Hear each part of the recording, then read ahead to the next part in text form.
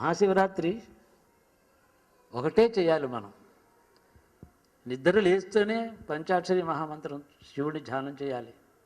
రాత్రంతా అది చేసుకుంటూ పడుకోవాలి. జన్మకు ఒక శివరాత్రి చాలన్నారు.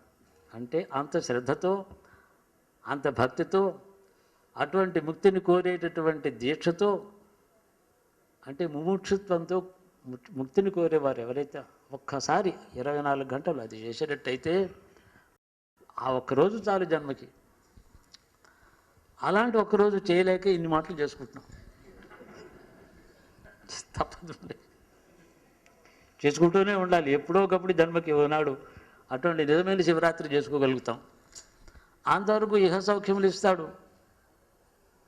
పిల్లలు, పాపలు, కుటుంబ వృద్ధి, వంశవృద్ధి, అన్నవస్త్రాలు, సమృద్ధి, శత్రుబాధ, రుణబాధ, రోగబాధ లేకుండా ఉండేటటువంటి సుఖశాంతులు, ఇవన్నీ కోరుతాం కదా. అవి కోరుతున్నాం కాబట్టే మోక్షేచ్ఛతో కూడిన ఏకైక శివరాత్రి మనకి ఇంకా లభించటం లేదు. కోరడం న్యాయమే, గృహస్థులు కాబట్టి క్షేమం కోరాలి, సుఖం సంపదలు. ఎందుకంటే అన్నపూర్ణ దగ్గర వెళ్ళి అన్నం అడిగి తిన్నారు. హోటల్లో కూడా తింటాం. ఏమిటి తేడా? అన్నం ఇంతకన్నా హోటల్లో ఇంకా రుచిగా కూడా చేస్తారు. వాడికి ఏంటంటే మళ్ళీ ఓ రోజు 100 రూపాయలు తింటే మళ్ళీ రెండో మాట రాదు రుచి లేకపోతే. కాబట్టి చాలా రుచిగా చేస్తాడు.